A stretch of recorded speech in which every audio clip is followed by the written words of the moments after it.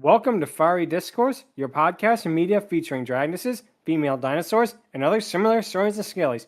I'm your host, Ludmillanon, and with me are my co-hosts, Angron, Mathmachine, and the Shark. Today is our 126th episode, and we're discussing the 1995 film Gamera, Guardian of the Universe. So, let's get things started.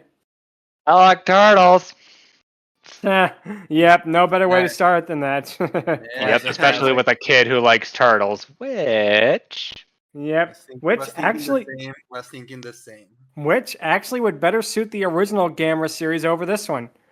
So yeah, Gamera basically was an extremely popular series of kaiju movies in the 60s and 70s that basically started out as a Godzilla knockoff for all intents and purposes, but then became more of like a child-friendly alternative to Godzilla. So now, as someone who's pretty much watched most of the original series Gamera movies, and we even did an episode on one of them, Gamera versus Gyaos, the original one. Gyaos, yeah, thank you. Yeah. The movie started off really good. The quality started to slip after the time I think Gamera versus Virus came out, where they started doing a lot of clip shows and that, and the movies just kept really, really slipping. Gamera versus Zigra isn't that good. Gamera versus Jiger isn't that good. And basically, after 1980's Gamera Super Monster, which literally was just a clip show movie, and then Gamera has one fight at the end, and spoiler alert for a movie that is like 45 years old, he dies at the end. Yep. Yep. No. Basically, what happened is the franchise lay completely dormant and irrelevant for like years, and like Gamera was like a dead franchise, like dead to rights. No one no one even really thought about Gamera outside of, oh hey, remember Gamera? That was until 1995, where we got this reboot that actually completely rebooted the franchise from the start. It's not like Godzilla in 1985, where they actually made that as a sequel to the original first, Godzilla or, Gorilla, But this was actually a total continuity reboot. Way before that was popular, by the way, but go ahead, Angron. Sorry for babbling there for a bit.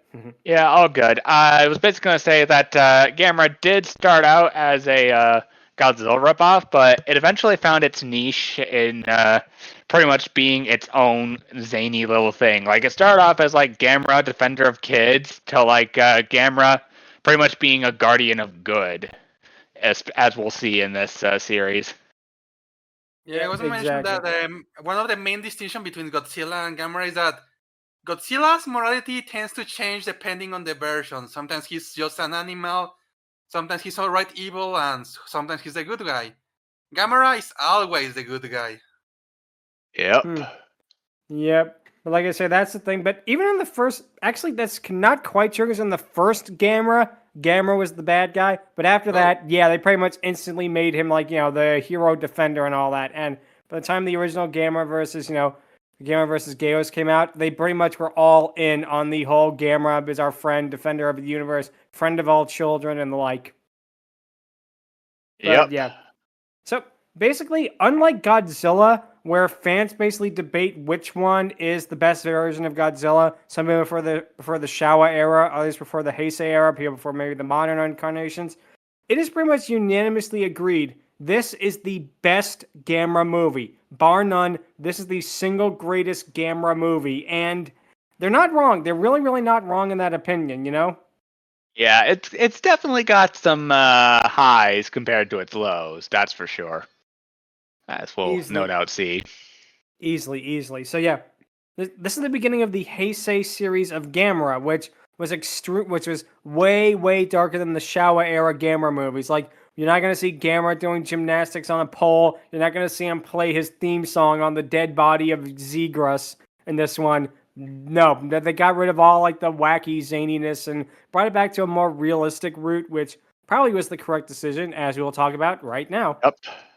Yep. So the movie begins in a plutonium transporter as a helicopter approaches it.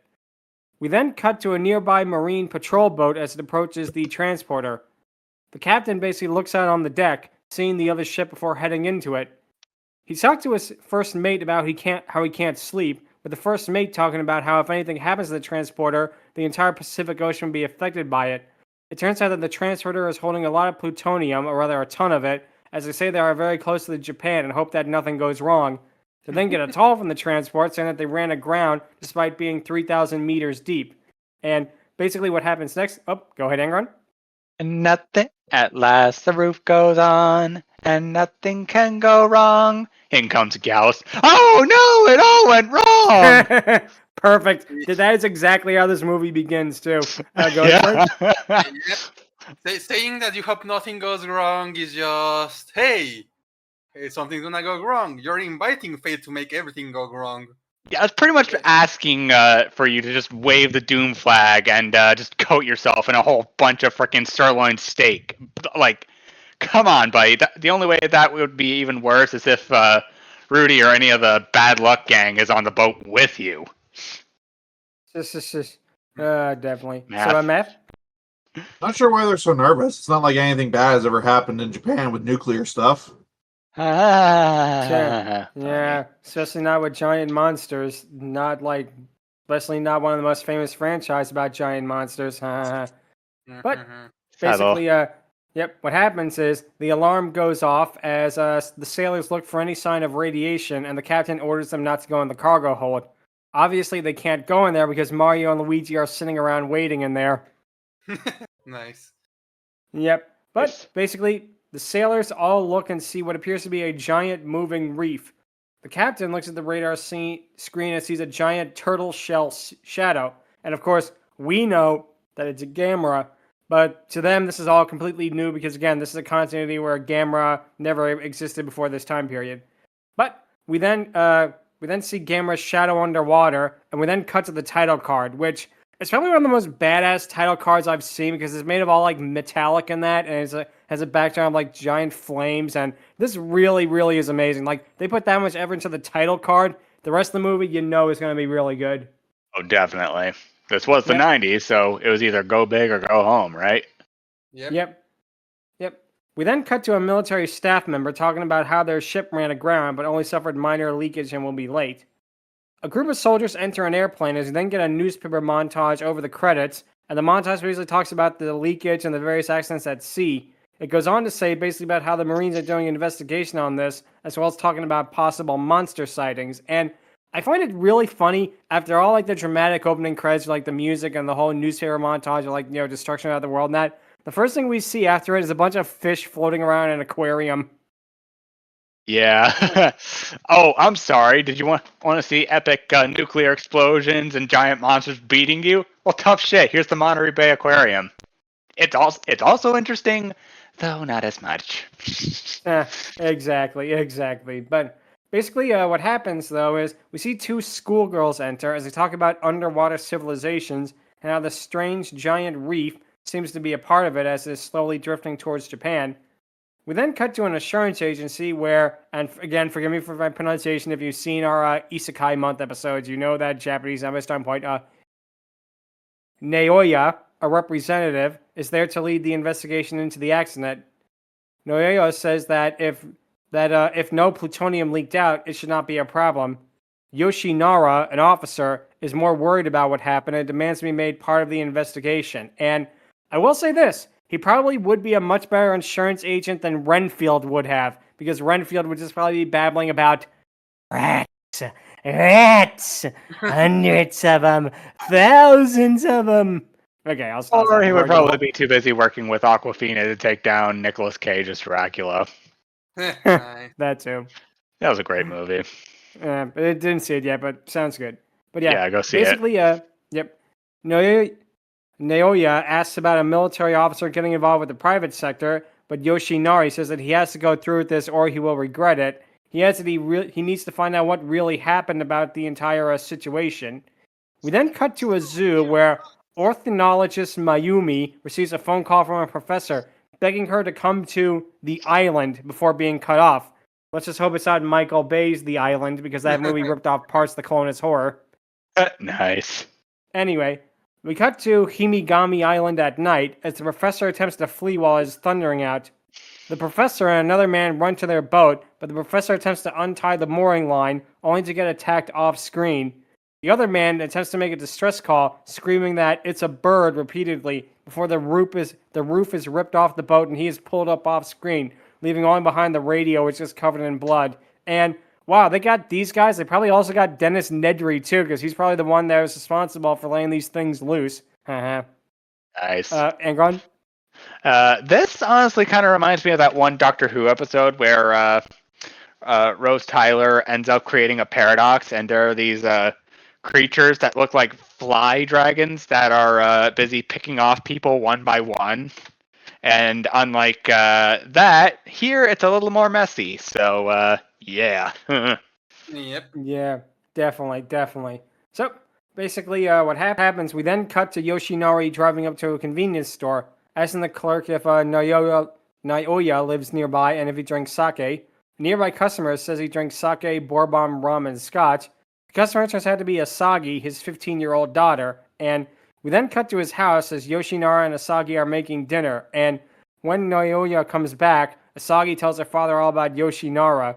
And I love how this instantly convinces the guy to let this military man on the expedition. It's like, oh, you cooked me dinner and you're going to do the washing up too? Sure, I'll let you come to the island. Why not?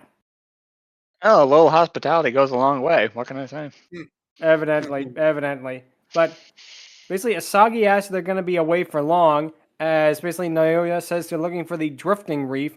She asks if he's nervous about leaving her at home, as he says she's a big girl. She walks away, saying that's not the reason, as he looks confused. We then get something that they like to use a lot, specifically in the first half of the movie, which is a Star Wars style wipe transition as we cut to a ship, and they use this like wipe transition from like one part to another. They really like doing this a lot throughout the movie, and it makes me wonder like if the editor just found that button and really liked pressing it, you know? Yeah, definitely. Yeah. But basically, on the ship, Yoshinara and Naoya are... forgive me, I really am bad with the pronunciation. I'm going to get it right, I swear. They're working out where the reef will appear next. We got to a police station where Mayumi is being enlisted by Inspector Osako about Himigami Island, and that there have been reports of a giant bird as well as disappearances there. Osako continues about the professor's disappearance as well as this distress signal that they received. We then get another white pan to the island as Mayumi and Osako are alive. The island's buildings are totally destroyed as the officers all ask if there are any survivors. Mayumi asks how many people lived on the island, as Osako says there were 17 people living there. Mayumi doesn't believe that a bird could do that as she runs off, with Osako following. She says that it is impossible for a bird to do this, as Osako suggests it could be a new type of species of some sort. And, go ahead, Shark. That or Kasui was in a bad mood that day. Yep. She threw grenade eggs everywhere, and that was responsible for destroying the island. Nice. We then get the first of several, shall we say, Jurassic Park inspirations in the movie. Let's not call it rip-offs, but inspirations from Jurassic Park, because she sees a giant pile of, to be polite, bird droppings, and she basically sees the professor's glasses as well as other remains in there. We then cut back to Yoshinara and Naoya as the boat approaches the reef. Then we immediately cut back to the island. Several of the officers say that they should return the following day, but Mayumi says it could be nocturnal. Osako says that he's not equipped to deal with any attacks at night, and we know who is obviously equipped to deal with stuff at night. Look at me, I'm fighting with Gyaos at night. Nice. Oh, this isn't just darkness. It's advanced darkness. Unless it's advanced darkness, you guys are gonna be fine. Yep, exactly. But basically what happens is Mayumi begs for a closer look as we see a very brief glimpse of a monster flying overhead, accompanied by its roar. And basically the interesting thing about this is the roars used in this movie for both Gyaos and Gamera are the exact same ones they used for the original Showa-era movies, which, very interesting. They didn't do any re-recordings in that. They sound exactly like the original, so makes me wonder if that was like intentional. But Osako basically says that the monster does not fit in their job position. Mayumi says that they must follow it, as Osako says if they do, they will get eaten. But she says that, more importantly, the monster cannot be allowed to reach the mainland. We then cut to Nagasaki Airport, where an air traffic control receives an emergency message about a bird from a helicopter. She is incredulous at this, as Osako, in the helicopter, says that its wingspan is 15 to 20 meters apart and it eats people. The air traffic controller, of course, does not believe this, and says that the military would cease the thing on their monitors. Gyaos flies downwards towards the mainland as Osako tells the air traffic controller to warn everyone in the vicinity about Gyaos. Mayumi asks if the helicopter can catch up to it, but the pilot says it's too dangerous. When Mayumi says that the real danger is to Japan's citizens, the pilot eventually agrees as they begin to follow it. We then cut to the mainland where a dog begins barking at the approaching Gyaos, who basically, spoilers, for this, the Gyaos attacks the dog and presumably kills it, causing a windstorm to happen as she flies by as well, knocking everything down. A woman exits her house to see what is going on and screams in horror as Gyaos' wingspan knocks down the woman just by flying past her. And, Angron, you were saying? Boomer will live. Yeah, I can't do a squeal, but yeah. It's okay. It's okay. A little bit of a reference for that era.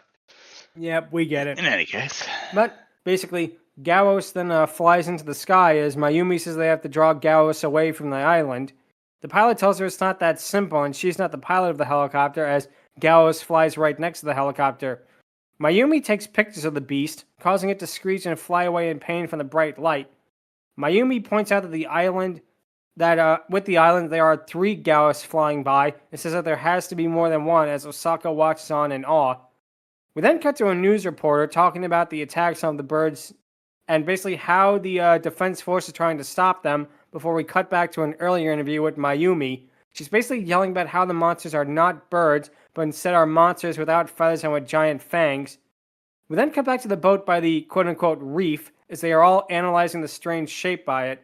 The research team, including Yoshinara and Naoya, all exit the boat and go onto the reef. They find strange metallic beads on there, as well as something else underground they ordered to dig out. We then cut to Mayumi, who is refusing to go to a meeting with Osako. Osako says that they will not believe him without her, as she says that the professor's death was very hard for her. Osako then tells her that he is trying to prevent any further casualties, which causes her to meet with the environmental agency. They say that since the creatures on the island are of an unknown species, they are going to have to be captured alive. They want Mayumi to work with them, as the military will also insist with them. Mayumi basically explains that it's too dangerous as they know nothing about the monster, and capturing them is way too risky, but they already made up their mind, which I'm sure won't backfire in any way possible. If only. Yep, definitely.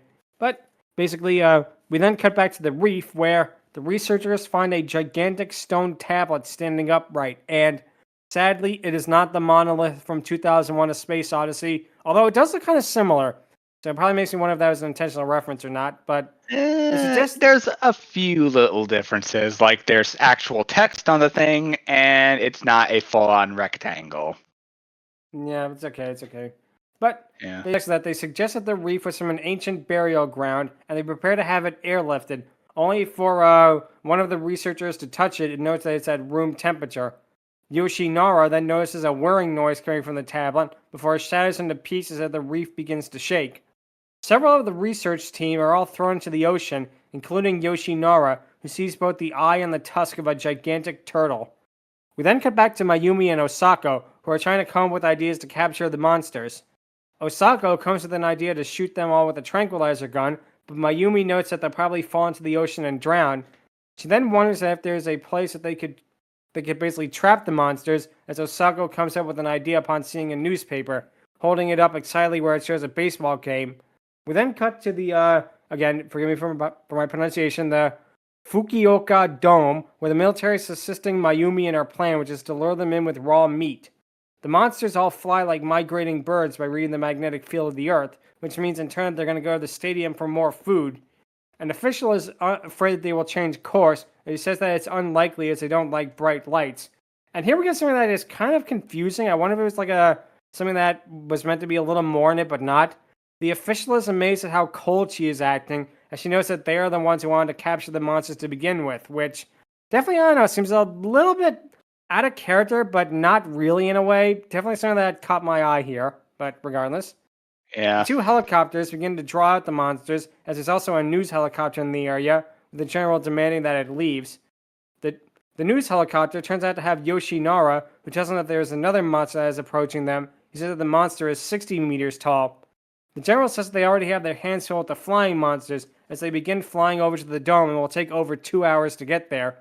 Mayumi says that she will go to the field to see what is going on, as Osako says she's really something, that little lady, which now it's not the time for those kind of comments, but oh well. Matt, you were saying? I don't know why. It was hilarious to me how casual they were about another monster coming. It's like, we don't have time for that. We're dealing with these right now. I would be like, wait, there's another one? Oh, we're fucked. Yeah. Definitely. But basically, the military then gets a report of something else approaching the dome, as Yoshinara says the giant turtle monster. We then see the military prepare their plan by dragging out the raw meat and will then close off the dome to shoot them with tranquilizers. As they turn off the power, the monsters all begin to descend and begin eating the meat. And go ahead, Shark. They just have gotten a lot of fish to pay them. And yeah, that is an appropriate reference because we'll get to more of that in a little bit, what similarities between that movie and this one. So we'll get to that in a bit. But yeah, I figured now is the time probably to talk about how the Heisei version of Gyaos basically is, because Gyaos was originally only one of Gamera's enemies and only really appeared in Gamera vs. Gyaos. And she did technically appear in Gamera vs. Girion. She was Space Gyaos, which is literally just the Gyaos like a suit painted silver, and that is hilarious. And she literally shows up only to get killed 5 seconds later, so can't talk about that movie on the podcast, unfortunately. Basically, this movie made her into the Gamera equivalent of King Ghidorah, basically. Yeah. Also, also, Squidward would definitely see Space Gyaos and be all like, future, and then SpongeBob would be like, no, Squidward, that's not the future. That's just from space. Perfect. Yeah. But basically, yeah. Here, Gyaos, and when we say Gyaos, basically, it now refers to their entire species for the most part, rather than just one monster. Well, until near the end. She has more of a streamlined design with a browner color scheme, larger wings, and kind of an elongated neck. And the reason we're covering Gyaos on the podcast, it'll be coming in just a little bit, so stay tuned for that. Yep. The Gyaos all begin to eat the raw meat before the military begin to fire too soon, causing one of the Gyaos to escape through the not yet closed dome. The military then begin to shoot at the other two Gyaos, which is done in a strobe light effect, which looks really, really cool, especially for the time period, you know? Go ahead, Angron. First of all, for all photosensitive epilepsy people who haven't been affected by the Pokemon episode Electric Ultra Porygon yet, here's this for you. Second, the government. Shooting first and asking questions later, since it's pretty much ever, honestly. Anyways, that's just me. Yep, that's all good. But basically what happens, though, is one of the basically they manage to knock out the other two Gyaos, but the other one manages to flee. One of the helicopter pilots follows the fleeing Gyaos, but then sees a giant monstrous face in the night vision. And this is our first look at the new Gamera, and his redesign here really makes him look awesome. Like, Gamera always had a pretty cool monster design, but this one in particular, really something else. You know, this one really looked great. And it did. Yep, they made it look a lot never more mind, it did. What am I saying? All right, that's a good thing. But yeah, basically they made her so much more, so much more fierce looking and more, basically more monstrous, if that makes sense. You know, he's less like softer than he was in the Shower era, which is something we're probably going to be saying a lot of in this episode, but regardless. Here, definitely. I love the first thing we see Gamera do. He roars and simply just raises his hand and just smacks the Gyaos, basically causing her to fly into an oil rig and causing her to explode. And such a badass shot. And again, this is literally the first thing Gamera does. And it's like, I think they put that in just to show we're not playing around. This isn't your daddy's Gamera. This is the 90s edge Gamera. Let's put it that way. Yeah. Except here, the 90s edge works. So, props. Definitely. Yep. So, basically what happens is Gamera then roars again as he is backed open by the explosion. He then begins trudging his way over to the dome while destroying the city in the process. And it's here one thing I have to say: the destruction sequences in this movie are not only the best of the Gamera franchise, they're some of the best in any kaiju movie, and that is something I do not say lightly, you know? I'll bet. We cut to Mayumi basically watching the paralyzed Gyaos twitch, and we then cut to Gamera smashing through the city while people run from him. Yoshinara tells the military to fire on Gamera, but they say that they're for defensive purposes only, and they can't fire on Gamera unless they've been fired upon. After some more shots of Gamera basically destroying the city and rampaging, which again is so well done, we then cut to a news report talking about his rampage.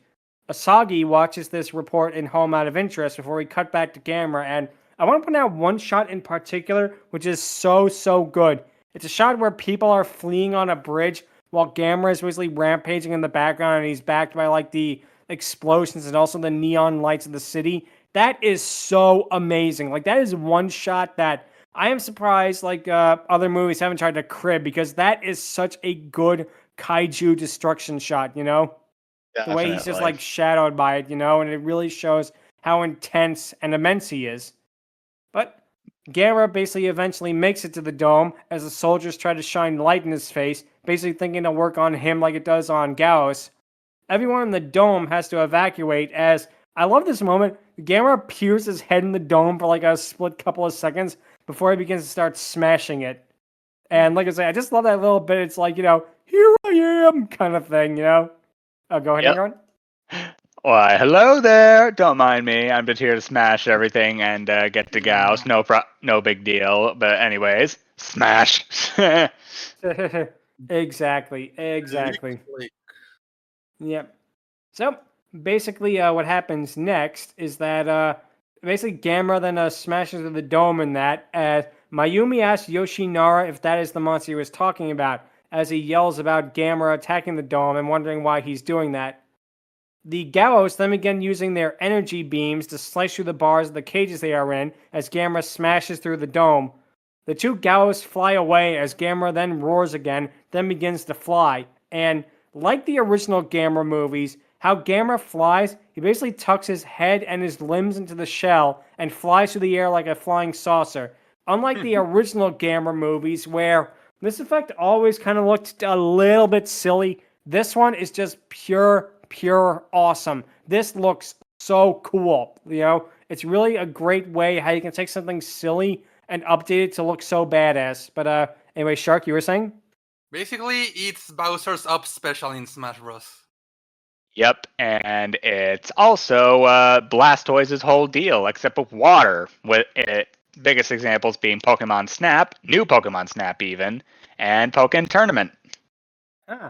I wonder if like Bowser's Up B was a reference to this, come to think of it. Because, I mean, very well could be. And same thing with Blastoise. It very well could be, because Gamera is still very popular in Japan.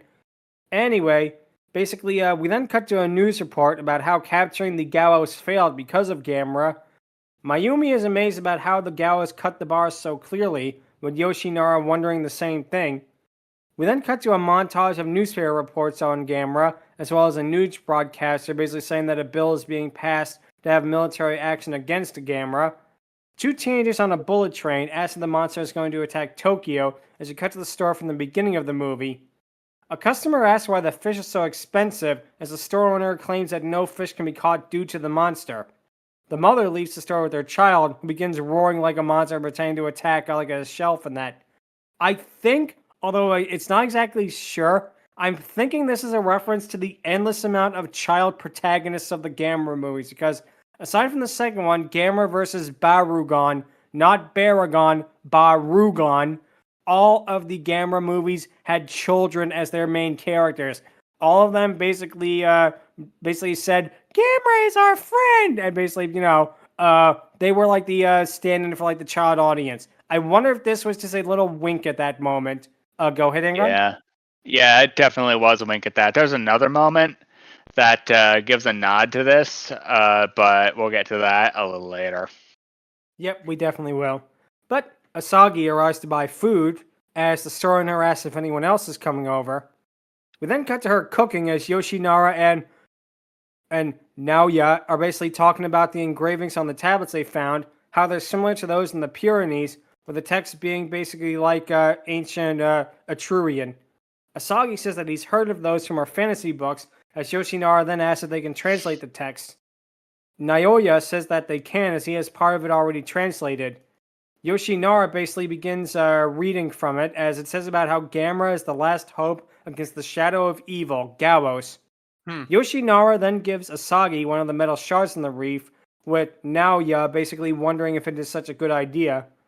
Naoya then notes it is made from an unknown metal, with its kama shape being similar to ancient Japanese civilization. He then theorizes that it is made from an ancient metal from Atlantis, and they then all talk about Atlantis before Naoya basically says that Gamera could be made from Atlantis, thus explaining his fantastical abilities. Obviously, the reason he was made in Atlantis, they had him guard the world's oldest bubble.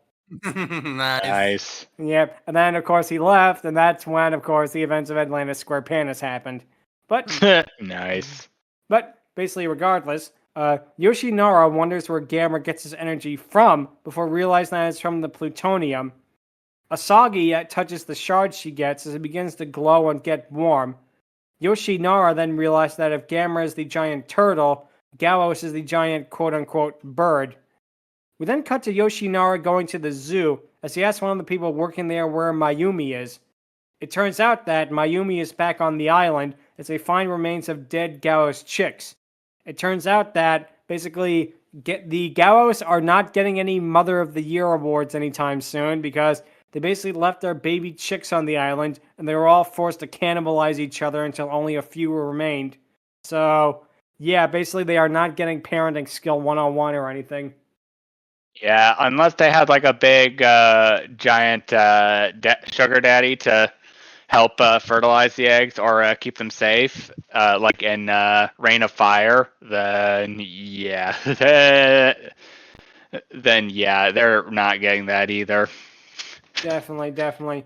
So, basically what happens, we then cut to a government roundtable as they all talk about Gamera and his attacks/motivations, as well as why he is hiding in the sea, before they ask about Mayumi about Gyaos. She says that the Gyaos eggs are over 10,000 years old, and all of the Gyaos are female, which is, like as established with our Jurassic Park episodes that were done a very, very long time ago, this is why we are discussing the movie. The government official basically said that there are only 2 left, and that they are extremely rare, meaning that they should catch it, because they're like basically the Japanese ibis. Yoshinara notes that they won't eat him, as he cut to submarines in the ocean firing at Gamera, but he flies away. We then cut to a schoolroom where several of Asagi's classmates all talk about how Gamera has been sighted, and they all want to fight it by all running off and joining the military. Asagi appears upset at this and runs off as well.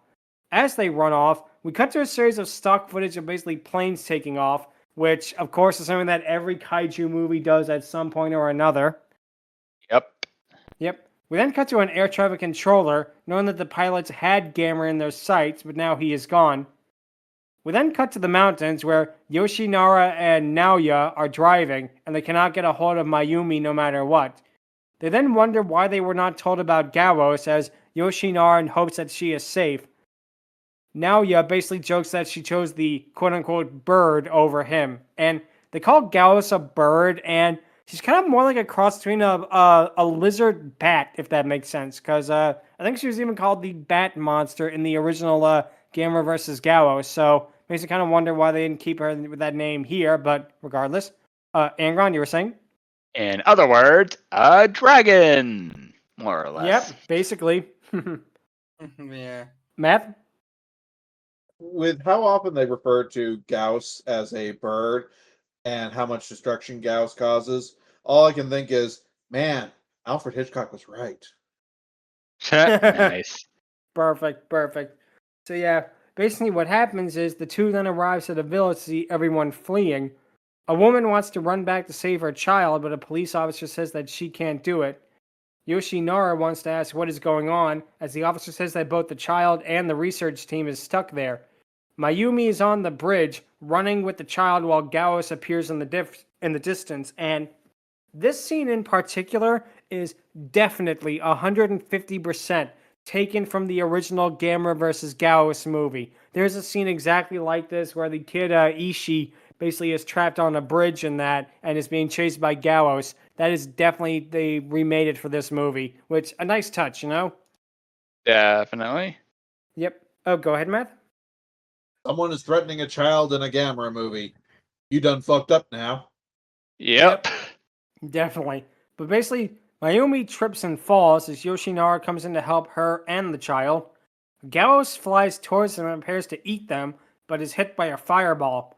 The fireball turns out to have come from Gamera, who roars at Gyaos. He then blasts another fireball at Gyaos, blowing her up and killing her. However, it turns out that, in the words of Yoda, no, there is another, because another Gyaos appears and roars, then flies around and uses her supersonic beam to begin destroying the bridge. Gamera, in an awesome move, manages to block the blast as Gamera and Gyaos both roar at each other. Gyaos flies off as Gamera closely follows her behind. Yoshinara then comes to the conclusion that Gamera was there to help them as they all look over towards the sky. And again, the shot of the child also definitely reminds me of the original Gamera movie, so nice touch there. Definitely. We then cut to a bullet train where Asagi is sitting on there. The bullet train, it turns out, is at an earlier stop as 2 of the stations are closed. A reporter says that Gamera has been sighted going towards the Tokai area and military intervention has been approved. The military then begins to prepare their missiles all to begin attacking Gamera. Oh, go ahead, Angron. Little thing to note about that scene with Asagi on the train. Her knuckle is damaged. At first I thought she was like punching something before she got here. But as we'll learn a little later, she and Gamera share a closer connection than we first thought. Yeah. But yeah, like I said, that's something that is definitely very, very interesting. And again, we will get to why in a little bit. But for now, basically what happens is the military basically pulls a Jack skeleton and they shoot down Gamera as he's busy chasing Gyaos. Yep. So basically, they first shot down Jack, now they shot down Gamera. And the worst part is, Gamera is probably going to fall and hit a bald philosopher on the head, killing him. Oh boy. Nice. Yep. Go ahead, Matt. Let's see. We have one monster that is actively killing people, and another monster that hasn't really done anything bad. Let's shoot the latter. Nice. And they're going for the easy kill just to say we did something, yay! Yep. Yeah, the definitely. government. Oh, wait, no, better idea. I'm the government. I'm the government. I'm the reason nothing works. There we go. Nice. So basically, what happens, though, is because they shot down Gamera, what happens is a news reporter talks about the successful hit on Gamera and how the military all plan on overwhelming him with their full force as he's going to the Mount Fuji area. Asagi sees the military helicopters flying overhead and goes into a taxi, demanding that the driver take her as close to Mount Fuji as he can. The driver doesn't want to, but seeing how serious Asagi is, he ends up agreeing. We then cut to more scenes of the military preparing to fight Gamera, followed by Gamera in the mountain area. He is then struck by basically their whole ballistic fire, causing him to roar out in pain. Meanwhile, we cut to Asagi and the taxi. Basically, it goes through a barrier, smashing through it as the driver laughs and says, "I always wanted to do that." And I love we cut from that little joke section to Gamera absolutely being blown to pieces by the military and that. It's amazing he's still standing at this point, but he's still going on basically. Asagi runs out. Oops, sorry, go ahead. No, it's all good. Okay, yeah. Asagi runs out and watches Gamera being attacked, with fighter jets appearing and bombing him, causing him to fall down on his back. Asagi basically doubles over in pain as Gamera screeches yet again as she's beginning to receive cuts while he is getting hurt. Gyaos then appears as Asagi grabs her pendant and tells Gamera to get away. Gamera then begins to start bleeding, and Asagi begins to bleed in the exact same area of her body. Gamera then manages to take off while Asagi's pendant begins to glow, and of course she faints from exhaustion over that. We then cut to her in the hospital where she's surprisingly better off than like how she appeared, because like she had cuts all over her body, her face was starting to bleed and that. But when we see her in the hospital, all that really happened is her arm has a cast in it, which is something very unique. Let's say it that way. Yeah. Oh, go ahead, Shark. The healing power of a cutaway shot. Exactly. Nice. But yeah, Also, basically, oh, go ahead, sorry. yeah, go ahead, Math. If I have learned anything from anime, wrap a couple bandages on something, you can heal any mortal wound. Yeah.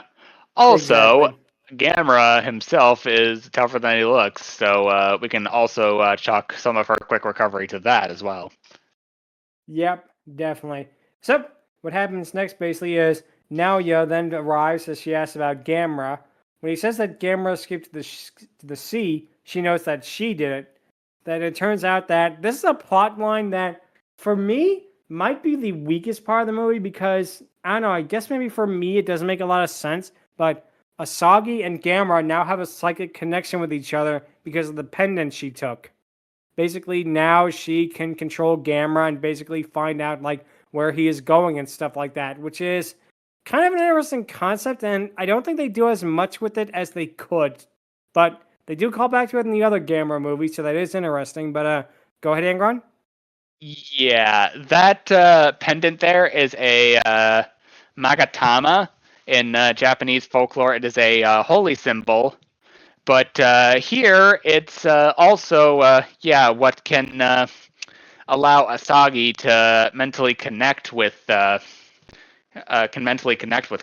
Gamera, and because of that, any damage taken on him is transferred over to her, and vice versa. She can communicate directly with Gamera. It's an interesting trade-off, and like you said, they definitely don't do too much with it other than that, but it's something that we definitely should see a little more often, since the Atlanteans probably made it and probably used it to help guide Gamera in battle or something like that. Yeah, exactly. I definitely see where you're coming from there. So basically, what happens though is then she then asks about what happened to Gyaos, as Naoya says that Gyaos is in Mount Fuji. Asagi hopes that it is not too late for everything, as she falls asleep and says that both she and Gamera need to rest. We then cut to the government roundtable where they still want to catch Gyaos after everything that Gyaos basically has done so far. Like, they learned absolutely nothing from it. And Mayumi even says that it's nothing. Exactly. But yeah, Mayumi says that it's actually impossible to do so because by now, Gyaos is both larger and fiercer than before. The government says that they're doing it because Gyaos saved them from Gamera, but Yoshinara says that Gamera saved them from Gyaos. The government official says that he needs more proof than the metal plates, as Yoshinara then begins to lunge at them, but Mayumi stops him from doing so. She then asks them to take the same precautions they did with Gamera that they do to Gyaos. The government official says that they put floodlights in all of the densely populated areas, and that if a T-Rex returned, they would capture that for the exact same reason they're trying to capture Gyaos. We then cut to Mayumi. Oh, go ahead, Matt. I want to know how this Gamera movie predicted the plot of Jurassic Park 2. Nice. It very much did so, except they're not going to put Gyaos in a theme park because I guess they didn't want to rip off that or Gorgo too much. Yeah, it's a shame that Godzilla 99 would rip off a lot, especially that movie, and probably this one as well. So, yep, peaks and troughs. Yep, and we are going to get to more of Godzilla 1998 ripoffs in a nanosecond because we cut to Mayumi with a geneticist friend who shows her that Gyaos only has one single chromosome. This turns out that Gyaos was not an evolved creature, but was bred as a perfect organism. It turns out that Gyaos has both an X and a Y chromosome, meaning that it can reproduce asexually endlessly. And yeah, this literally, like Angron just said, this literally is the exact same thing as Godzilla 1998. It is so weird how Godzilla 98 is taking more from Gamera than they did Godzilla. It's like you missed the wrong kaiju franchise. Definitely. I guess the reason they called it Godzilla is because doing a remake of Gamera, having him be a giant turtle, might have been a little silly to like Western audiences, but regardless. They then say how Gyaos reproducing asexually would be a disaster, as basically they can never stop reproducing because, again, they can literally just like continuously reproduce and make more and more and more. Yoshinara notes that Gyaos is the shadow of evil, as was said on the tablet, basically, that they found. We then cut back to the woods, where Gyaos is continuing to eat as she grows larger and larger, which is the start of her transformation, which we will get to in a little while, but for now, we then come back to Mayumi, who says that helping up Gyaos is a mistake. Naoya says that he can't do anything, as Yoshinara brings up Asagi and her link to Gamera. Naoya says that she is physically okay, but is just sleeping, much like how Gamera is sleeping in the ocean. We then cut to Mayumi and Yoshinara as they're talking about how the Atlanteans created Gyaos as a weapon, but she turned on them, basically, because they got too arrogant. And chalk another ripoff, the movie that ripped this off, Atlantis: The Lost Empire. Where were the Gyaos in that movie, Disney? But basically, he then notes that Gamera was made by the Atlanteans to try and save them from Gyaos and protect the planet if she ever returned, even as their own civilization was destroyed. Basically, how Gyaos managed to survive was by laying eggs and waiting until the environment was perfect for them to come back. Yoshinara is amazed that Japan's current environment is perfect for them, but she brings up the effects of global warming. He then says that Atlantis left them a terrible heritage, but she brings up mankind's own mistreatment of nature as like plutonium and the like. And yeah, it's a 90s movie. You definitely got to have some environmentalism in there somewhere. You know, even Godzilla 98 wasn't immune to that. And that is the last Godzilla 98 reference I'm going to make on this. Don't worry. Go ahead, Shark. At least these Gyos don't explode into acid when hit with a hanger. That too. Matt? President go full 90s environmentalist movie. Who is the greatest threat to the planet? Man. Yep. Exactly. It's like, it's like, I think with the gigantic kaiju birds. Man. Okay. All right. Perfect. But basically, she notes that mankind are destroying themselves like Atlantis did, but Yoshinara brings up that mankind is still alive. Mayumi says that things may be corrupt, but she doesn't want the world destroyed, as Yoshinara says that it won't be. We then cut to a bullet train driving by as Gyaos flies by and attacks it. She basically rips the train open and picks up the car in her mouth, then slams it onto a street, killing both all the passengers in there and fleeing humans as she screeches. And basically, we then get this part, which is another direct remake from the original Gamera vs. Gyaos. She basically flies off as the spotlights are put on her, but she flies off. The fighter jet chases her as she lands in another city and begins eating people and ripping cars open, which she did do that in the original, believe it or not. That is basically a direct remake of a sequence from the first one, and it is a really good update because, number one, the suit is better, and number two is that you could tell they had way more of a budget on this than probably all of the other Showa-era Gamera movies combined. Yeah, definitely. Yep. And the one shot of her eating someone and then cutting to like a bloody cassette tape is a really, really dark part. And there's a lot of them in this sequence. Like the shot of the one passenger being just trampled to death by the others trying to flee, and the bullet train is really dark. And yeah, like I said, this movie is not afraid to definitely be a different type of Gamera movie. Definitely. Like, this is a huge step up from the kid-loving Gamera that we know back in the day. Yep, exactly. So what happens next basically is we cut to the government where basically they finally managed to get their stuff together because basically they have decided to destroy Gyaos instead of saving her. And it's like, gee, it took you long enough. Yep. Go ahead, Matt. See, this is the most unrealistic part of this movie. Not the giant monsters, not all of the destruction from it. A government actually realizing they made a mistake and trying to correct it. Exactly.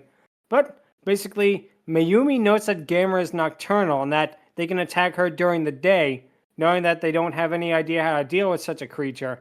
We then cut to the military preparing to attack Gyaos, who thanks to all of her basically destruction and consumption, that she is no longer Gyaos. She is Super Gyaos. And yes, Super Gyaos is the official name Dai uses for her. So, yeah, it's better than a Gamera 3, which we are going to get to, where she is Hyper Gyaos. We do not know if there would be Ultra Gyaos in the future, but regardless, go ahead, Angron.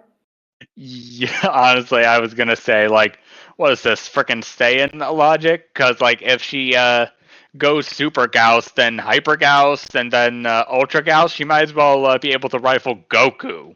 But who are we kidding? Nothing can probably rival Goku, save for Superman. Shark? Anyways, Matt. Oh, Matt, sorry. So how long until we get Super Saiyan God, Super Gyaos? Exactly. Shark? If she really wanted to go super, she didn't need to go to this whole rampage. She just needed to eat a mushroom.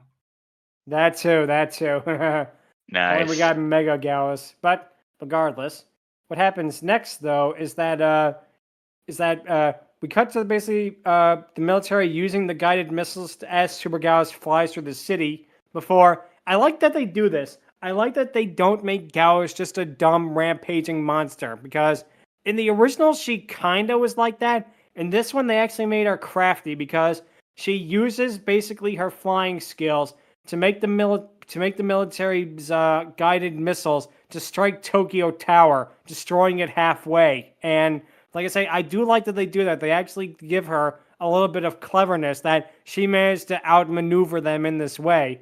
And she's deliberately doing this to nest in the remains of Tokyo Tower. And again, really, really a good thing there. We get a really great shot later, but that'll be in a little bit. What happens is the military notes that only Gamera can save them all now. And I do like one moment. The guy that wanted to stop Gamera in the beginning, the government official, is now asking where he is, as Mayumi basically yells at him and calls him selfish. And like I say, bit of a good continuity there, you know? Oh, go ahead, Matt. I really do like that scene. Hey, where's that lazy piece of shit turtle that I was trying to destroy earlier? Why isn't he here defending us? About that. Exactly. But basically, we then cut to a news report talking about how Super Gyaos' rampages are affecting Japan, with people fleeing and stock prices falling and the like. And we then get, what is my opinion, the best non-kaiju fight scene of the movie, which is the shot of Super Gyaos just sitting in Tokyo Tower and being shadowed by the sun. It is such a powerful shot. Like I say, it doesn't sound impressive, but if you see the actual movie, it really does look good. Yeah. Also, going back to earlier when Tokyo Tower first was destroyed, there was this one soldier who was looking at Tokyo Tower fall, and he, honest to God, looked like that one Vietnam / war flashback meme of this one soldier standing here like, oh, and there's like war behind him, and it's just, it was too fitting a connection, to be honest. Nice. Yeah, it definitely seems like it. But what happens, though, is Mayumi and Yoshinara talk about Super Gyaos and how if just one Gyaos was enough to destroy Tokyo, if they evacuate Tokyo, she'll just go on to the next city and the next and the next and the next. Which, again, you really, really feel that Super Gyaos really is such a threat here. Whereas in the original Gamera vs. Gyaos, again, I'm going to stop doing the comparisons here, but in the original one, she was threatening, but she wasn't as much of a threat as this one, which is very, very, they really amped her up too for this. So we cut to another news report about evacuating Tokyo, as Naoya basically goes to Asagi and touches the pendant, as she and Gamera both wake up at the exact same time. We then cut to the next day as Mayumi and Yoshinara are watching Super Gyaos sleeping, as Yoshinara promises to show Mayumi a monster-free Tokyo one day. To which I have to say, if Gamera, Godzilla, Ultraman, the other Sentai stuff is any indication, that is going to be a long, long time before there is a monster-free Tokyo. Yeah, you need you need you need freaking kaiju as much as people need like guns, tanks, and all that stuff. Like, yeah, they're a little much sometimes, but for big moments like that, you're gonna need them. Yeah, definitely. But what happens basically is Naoya and Asagi come in as he now believes her about the psychic link. She says that Gamera is coming. Literally seconds after she says that, the ground begins to shake, and Gamera bursts out of the base of the tower before shooting a fireball at Super Gyaos, causing her to flee. Gamera then destroys her nest and her eggs, which of course gets her really pissed off. But he then begins to chase her. Oh, go ahead, Matt. I swear, when Gamera popped out of the ground, I heard "surprise, motherfucker." Nice. Perfect. Back from the dead, assholes. That too. But yeah, They're not telling you could have. Oh yeah. that too. Perfect. Wait, that's walls, not floors. Yeah, that is true. But yeah, Gamera ring somehow. Yep. Sure. But Gamera then begins shooting fireballs as Super Gyaos dodges them at the last minute, causing them to destroy some buildings. She then uses her beam on Gamera, cutting his face and causing another cut to appear on Asagi's face. The foursome are in a nearby helicopter, all watching the fight. Gamera basically lands and stumbles for a bit as Super Gyaos slams into his chest, causing him to fall down and knock over some more buildings. Gamera then eventually gets his footing as he and Super Gyaos fight for a bit. And I'm gonna be honest, for again, not just Gamera, but kaiju movies in general, this is some awesome suit fighting right here, you know? This is really, really cool stuff, you know, with like how well it is done. Like, you know, the actual combat. It feels so real, you know? But Oh yeah, absolutely. But what happens next is basically Super Gyaos then stabs at Gamera with her claws and continues to fight him, but he just keeps on coming. He eventually manages to stab her with a claw and knocks her into a building, causing her to fire her sonic ray as it collapses in on her. And I do like this part. You think like when the building collapses in on her and that, you think, okay, that's it, she's defeated. But she, like seconds later, she bursts out of it and Gamera begins to fly with her following closely behind. The pair eventually makes it in all the way into outer space as we get one of the most, this last like 5 minutes are some of the most badass stuff I have seen in any kaiju movie ever. Because basically what happens, Gamera then grabs Super Gyaos and slams her all the way from outer space back. Asagi, probably due to the basically high air pressure, let's say it that way, begins getting a headache as all this is going on as Naoya tells her to stop it, but she says it's all for humanity. And again, how is Asagi still alive? Like, Gamera is literally in outer space at this moment. Like, okay, the kaiju can breathe in space, but can you? Nope. Yep. But I do like also this bit of a misdirection on that. You think Gamera is going to kill Super Gyaos by slamming her to the ground wrestling style, but she manages to escape Gamera by slicing off her own foot as she manages to fly off at the last second as Gamera hits an oil rig and explodes. And last time, I swear, Gyaos slicing off her own foot is also from the original Gamera vs. Gyaos.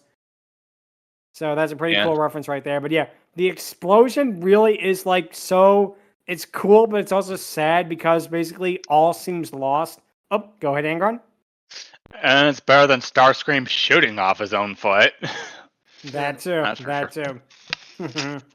But yeah, basically what happens next though is Asagi uses the pendant to absorb all the fire into Gamera.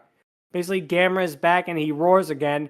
And we get Super Gyaos' defeat, which is both anticlimactic and also really, really awesome at the same time.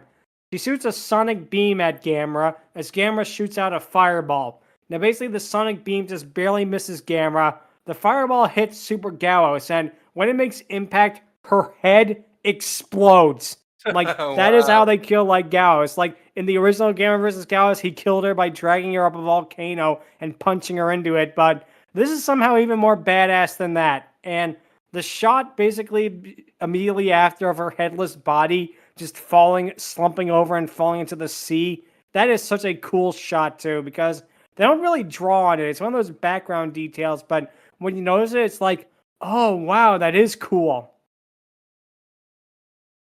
But basically what happens is Gamera then approaches Asagi and roars in triumph. Then he begins to heal her wounds.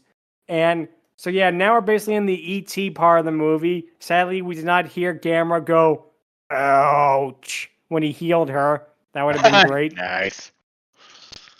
But Gamera then returns to the sea as the psychic link between them is broken for the time being.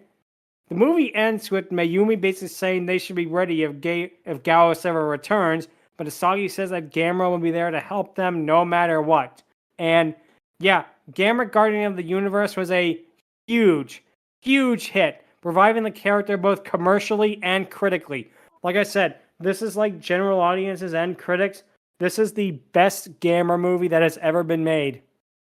And it's easy to see why, because again, this feels like they took a formula that, let's face it, was good at the beginning, but then kind of got stale and completely reinvented the wheel. Like, I think there was less of a jump from like the original Godzilla to Godzilla 85 than there was from the original Gamera to this in terms of quality. Easily. Yeah. One thing that is kind of a missed thing, what they should have done is kind of like how Godzilla 85 brought back Raymond Burr to reprise his role as Martin. They should have got the two guys from the original Gamera who played the two guys on the talk show arguing with each other. Reed, you big ape. What did you call me? He called me an ape. And they get in a fight. The original Gamera is so weird. But yeah, they didn't bring those guys back. But what they did bring back was Gyaos, because she would later appear not in the second Gamera movie of the Heisei trilogy. She would appear in Gamera 3, Revenge of Iris, which we will talk about later on in the podcast in the future. But yeah, like I said, I really like this. Really, really great. It is the best Gamera movie. I'm sorry, this easily is the best Gamera movie. I could see why it was a hit because, man, this is just fun. Angron, you were saying? Yeah, I will agree that I do enjoy this Gamera movie more than the other one we saw. But, yeah, I mean, there are some things about it that definitely didn't hold up as much. I mean, there's a lot to love about it, and I will ultimately stand by Godzilla for many reasons. But yeah, I enjoyed doing this. I enjoyed talking about this film, especially Gamera and Gyaos, two very popular mainstays, especially in the kaiju universe. And speaking of kaiju universes, that leads us to our question of the week, which is, what is your favorite kaiju? Lud, take it away. Yeah, that's going to be a hard one because there are so many good kaiju here. Like, I could do the obvious and, like, say, oh, Godzilla is my favorite because, let's face it, everybody loves Godzilla. I don't think there is a single, like, man, woman, or child on this earth that does not like Godzilla in some capacity. So, non-Godzilla favorite kaiju, that's a tricky one. I actually might go with Mothra as my favorite. I probably thought I'd pick, like, a Dragoness character, but I don't know. It's just something about Mothra that I really, really like. I like that she's, like, the, probably the nicest of the kaiju. Her own trilogy in the 90s wasn't actually that bad. It has some pretty good moments. It's more child-friendly compared to the Godzilla fare, but it also has some really, really good moments. And yeah, just when she appears in like the classic series is always really, really good. And even what they did with her recently, it really, really does work. Like, she is the one kaiju I really feel like really, I don't know, it's like a comfort character, if that makes sense. And even the original Mothra movie is probably one of the Toho's best that is not related to Godzilla, believe it or not. It's actually probably kind of a hot take here. I like the Mothra original movie better than the Rodan original movie. Nice. Yeah, but like I say, I don't know. There's just something about Mothra in general that she's really just a comfort character. Like, when she appears, like, I mean, she's still like a giant, force of like destruction in that, but I don't know. There's just something about her that really, really does work out, And let's say it this way. Godzilla Land also helps in that. Let's be real. Yes. Check on that one if you haven't seen that one, because that's another old episode that needs a lot of love. But yeah, definitely that's going to be my pick, Godzilla. For my favorite non-Godzilla kaiju is going to be Mothra. probably the original Mothra as well as Mothra Leo, come to think of it, because they're all good, really. Yes. It's really just a great thing with the fairies and that, the whole, basically the lore behind her is so good too. But yeah, that's definitely going to be my pick for my favorite non-Godzilla kaiju. I feel like we should specify that because we probably would all say Godzilla because he is just, what can you say about him? He's the king for a reason. But yeah. That's going to be my pick. If it also counts, my second pick would probably be Kong, if he counts, because I definitely think he does, because... He's an ape. Yeah, Of course he counts. Yeah, he is. He's probably my second favorite then. The original Kong is great. Like I actually don't really like what Toho did with Kong, believe it or not. I never was a fan of theirs. The 70s Kong can take or leave, but Jackson's is amazing. And again, not so much a fan of like what the MonsterVerse, like Kong Skull Island did with him, but like the other ones, I'm a fan of him. So yeah, Kong is probably my second choice of non-Godzilla favorite kaiju. So it's Mothra and Kong. Probably the most basic answers you can give, but yeah, that's all right. Angron, what would your pick be? Yeah, since we already did non-Godzilla kaiju with Gorgo and a few others, I'm definitely gonna take this chance to talk about MonsterVerse Godzilla, because good lordy, if there was ever a Godzilla that I was gonna root for, it would have to be this guy. Now, interesting thing, this one took a little longer to get into for the most part. I mean, I hadn't really seen the 2014 movie, which, yeah, fair enough. But I did finally see Godzilla King of the Monsters, and good lordy, my Chungus boy coming in clutch, taking down Ghidorah, bringing order. Like, this right here honestly should kind of be what Godzilla nowadays should be. Like, yeah, he's a destructive force of nature, but he's also benevolent. He's kind of like Zubei in a way. Yeah, he's a little more gruff. Yeah, he has a more of a samurai edge, as it were. A little bit of a Resident Evil pun there. But let's be honest, good lordy, what WB and Legendary did with Godzilla is awesome. I'm not too keen on his redesign with him having pink fins and being a little slimmer, but that's personally just me. I'm still going to go see Godzilla X Kong and Godzilla vs. Kong, but yeah, I'm 100% going to take a look at... I'm 100% going to say that. As for non-Godzilla kaiju, I'm kind of going to have to say... going to have to pull a Yu-Gi-Oh! Pick here and say Doragon, the Mad Kaiju King from the Kaiju archetype of Yu-Gi-Oh! Like, just looking at him, he's pretty amazing. And this is from a line of this is from an archetype that involves having a basic Kaiju battle, and it's both busted and honestly pretty cool. Just having a freaking Kaiju duel in a card game.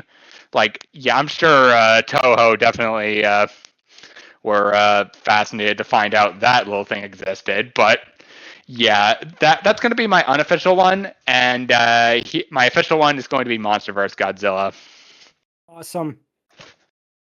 Definitely a great choice right there, because again, the MonsterVerse really, like I say, brought Godzilla back, at least in like the West, because in Japan he's always been huge, but like I say, it really is great. Like I say, they're great movies. I definitely want to check them out again sometime because, yeah, like I say, great choice right there. So, let's see, Matt, what would your pick be? So, I've always loved the Big G himself, but actually my favorite kaiju has always been the queen of the monsters rather than the king. I am a huge Mothra fan as well, and I've always loved her movies and her characterization and just everything around her. She's always been presented as the more elegant kaiju, the beautiful kaiju, all these kind of things that you would not associate with a kaiju, and the movies don't just play it up for yucks or anything like that. They actually try to present this as, no, we genuinely mean that she is so much of a different style of kaiju, and they do really well with them, and I think that it has made her a very unique character among all kaijus. You took the words out of my mouth there. That is like exactly what I was trying to get at when I said my thing from Mothra. Because again, Davis is basically like Godzilla's the king of all monsters. She's the queen. That is the perfect way to bring her up. Yeah, great choice right there. Because wow, like I say, again, Mothra's movies really are great. And again, I feel they're not underrated, but at the same time, they kind of are. Yeah. Yep. So anyway, let's see. Shark, what would your pick be? So, kaiju counts basically almost every giant monster can count as one. So, it's gonna be interesting because what I have ultimately decided to be my favorite kaiju is something that sometimes may not count as kaiju, or maybe it does. But the other times, oh yeah, he is definitely one. And I already talked about this character before. The king of the Koopas himself, Bowser. Now, some of you may be saying, I mean, he's monstrous, but he's not that big. See, he's like, and kaijus are like giant. And to that I say, well, I have 3 points about that. Number 1, Bowser inside the story where certain boss fights have Bowser becoming giant to fight even more bigger enemies.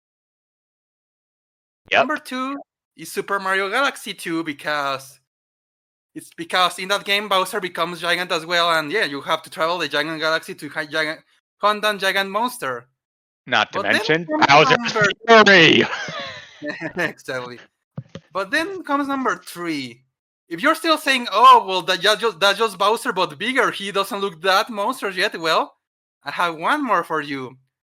So, Super Mario 3D World was one of the many Wii U games that was brought to the Switch system, and in that part, they, as many others, they added an extra mode that involves Mario exploring a kind of open world in a few islands to save the day as always. Save the day from what?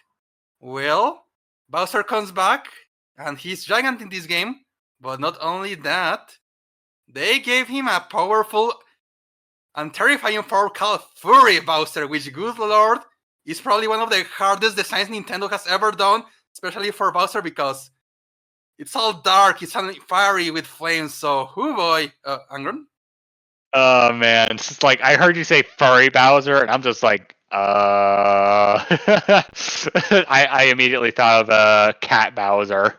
I mean, yeah, it does happen in the main game, so of course the extra mod will remove one of the airs to create one of the hardest designs, again, because holy smoke, the design they could have just gone with Giant Bowser again, but no, they just went hard with this. Definitely. Fury Bowser slaps. 100%.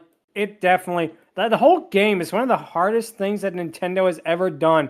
And hard is an awesome, not as in a hard game. If you want a hard Nintendo game. Other Giant Mario, like other Giant Bowser battles where more or less the stage is designed to fight with him. Nope. Bowser can show up at any moment in the entire map, and you can't do anything. You just have to hide, you just have to run.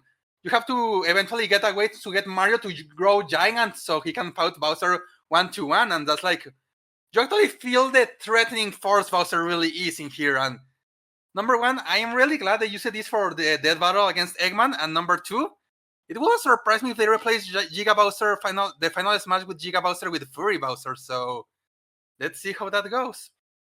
Yeah, that definitely would be awesome. And like I say, that is a really great choice right there, Like I say, because I love when like the unorthodox choices like that get picked, It always is fun.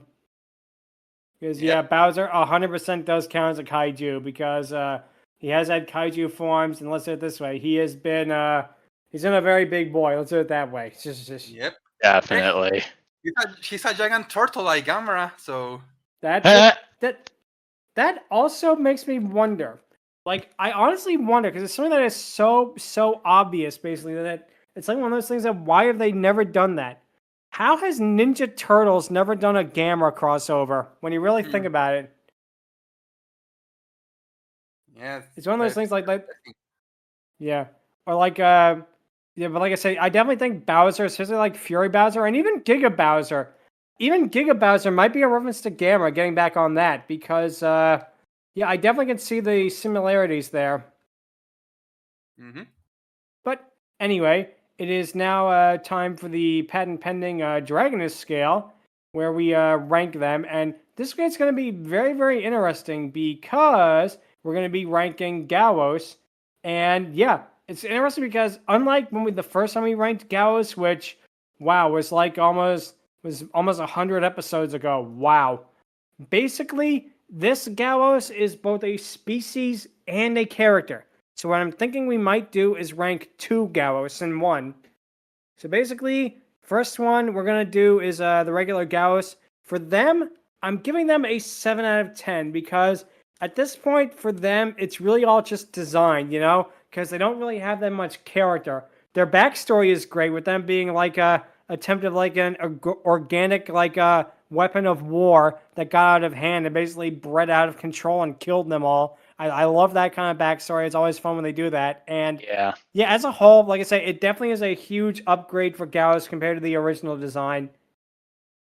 So yep, that's definitely my first one. For Super Gyaos, she is going to get a 9 out of 10. And the reason for that, why I'm not giving her a perfect 10, is I feel like she shows up just a little bit too late in the movie. I feel like what if maybe they cut a little bit of the fat from like the earlier part of the movie and had her show up maybe like 10, 15 minutes earlier for her to really be like a now shit gets real kind of sequence, you know? But with that being said, great design, really imposing. I love that they actually gave her characterization and the fact that she's actually smart enough to outsmart both the military and Gamera for her part. And yeah, like I say, definitely a badass thing. And let's say it this way, her death scene absolutely counts for it. So yeah, 9 out of 10 for me for Super Gyaos, 7 out of 10 for regular Gyaos. Angron, what would yours be? I think I remember giving Gyaos a pretty high score back in the day, but for now, I'm gonna give basic Gyaos an 8 out of 10, because like, as well as Super Gyaos, they are both smart and both absolutely menaces to the core. And as much as I very much prefer her initial 1960s design, which dang, the colors look pretty awesome. I'm also gonna like the design. I also like the designs here a little bit because the blood red with the lighter peach or sand color, it pretty much works. It makes her look a lot more menacing than she actually is. Super Gyaos, on the other hand, she's gonna get a 9 out of 10. Like you said, she is very clever. She's very sinister. She holds nothing back. She is, for all intents and purposes, a foil to the good-natured and more or less benevolent Gamera. So, yeah, I am also the battle and her toppling Tokyo Tower and that soldier meme definitely make this worth it. So I am going to give her a 9 out of 10 and the other Gyaos an 8 out of 10. Awesome choice right there. Yeah, like I say, definitely with Gyaos, this is such a huge upgrade for her compared to the original. Like I say, the whole movie is for the Gamera franchise, but especially with her in particular. And I do like the original Gyaos, but yeah, there's no comparing. So yeah, great thing right there. Let's see, Math, what would you give them, both the regular Gyaos and Super Gyaos? So I'm going to be a little bit of a downer here, unfortunately, because Go ahead. to me, both versions didn't really have that much personality. This seems to be, maybe it was just me looking at it wrong, or I've been spoiled by modern kaiju movies. But even in older Godzilla movies, I could feel a bit more personality from his villains, like Ghidorah or Mechagodzilla. And here, Gyaos just felt like, to bring back a classic of mine, giant monster! Yeah. So regular Gyaos, and by the way, I love the design for both of them. Both are fantastic, especially for the era they're from. They look amazing. So regular Gyaos is a 6 because they felt distinctly lacking in personality to me compared to uh, Super Gyaos, who I give a 7 because I did get a bit more personality. I did get a bit more characterization. To me, all of the character came from Gamera himself, and I wish that I felt a bit more character in Gyaos, but it was still like a really, really fantastic design. Yeah, I feel definitely can that. see that. Yeah, I definitely can see that. Like I say, because that really, really is a great choice right there. You know, because again, what I feel is with again with Gyaos is she's not really the main focus. Gamera definitely is, but she's a great foil for Gamera, if that makes sense. Mm-hmm. Yeah, Yep. that I'll agree with. It was a good villain. Like, if you're going to reboot a series entirely, this was a fantastic way to reboot it. Just makes the villain slightly lesser to me, but I still hold that this was a great way to do it as the opener. Easily. So yeah, like I say, great choice right there. Okay, so let's see. Shark, what would your things be for both Gyaos and Super Gyaos? Yeah. Well, the usual problem with kaiju movies is because the kaiju we talk about tends to be, just a wild beast, mindless beast that destroys everything inside. Because, thankfully, well, not so much with the main Gyoses or the species as so, because most of the time they do that, and at least they do have a good design, and the fight scenes with the Gamera are really cool. So, to them, I'm gonna give them a 7 at least. So they do get something, but not much. Now with Super Gyaos, that's the one that does manage to avert a bit, like, because as we saw in some scenes, like with the Tokyo Tower scene, she can think. She's clever a bit, so she actually managed to be more than the usual destructive monster that most of these movies have. So at least she has that. She has a bit of personality because of that, and yeah, the super form is wow. The evolution is clear. It's badass, and of course, there's the action scenes and the death scene is like, yep, they really made it memorable. So for her, I'm actually gonna go with a 9 out of 10. Nice. Yep, that definitely Yeah. works out. Like I say, 9 out of 10. I can definitely see why. It seems like we're all in consensus that Super Gyaos is way better than the regular Gyaos, and it makes me curious how like Hyper Gyaos will get for basically the other how Hyper Gyaos will get when we do a Gamma 3 Revenge of Iris. That'll definitely be Yeah. really interesting. That was definitely interesting. Though, to be honest, looking at both Super Gyaos and normal Gyaos, like her super form and the original form, I couldn't exactly tell too much of a difference, admittedly. Yeah, I understand. So, like I say, definitely was a really interesting time talking about this movie. Really was a lot of fun. And, yep, that's going to be it for this week. If you have any questions, or if you want to suggest what other kaiju Gamera could fight in other potential sequels, you can Nice. feel free to email us at fierydiscourse@outlook.com. Visit us on Twitter at twitter.com/fierydiscourse. Visit Sky Fiery Discourse. Be sure to subscribe to the Fiery Discourse YouTube channel, subscribe to the playlist, like and hit the bell icon. Any and all help is appreciated, and comments. Also, one of our co-hosts, Lucky Evie, is looking to move to a group home in the UK. Any and all help for that will be appreciated.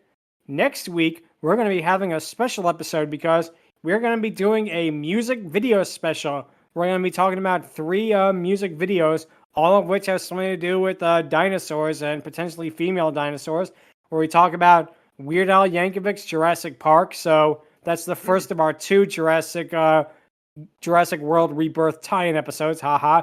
Genesis's Land of Confusion with its freaky puppets. More on that next week. And a unique one that actually was kind of a last-second addition, Da Issei's Dinosaur Adventure. It's gonna be really nice. It's a Korean K-pop thing, and the animation of that it looks really nice. So yeah, it's gonna be really interesting. Something a very unique episode, and yeah, we'll definitely talk about that next week. Will be a lot of fun. Something 100% new, unique. But that'll be it. Until then, thank you all so much for watching this episode, and until then, take care. Laters. Peace out. Laters. Adios. See you all next week for our music video special.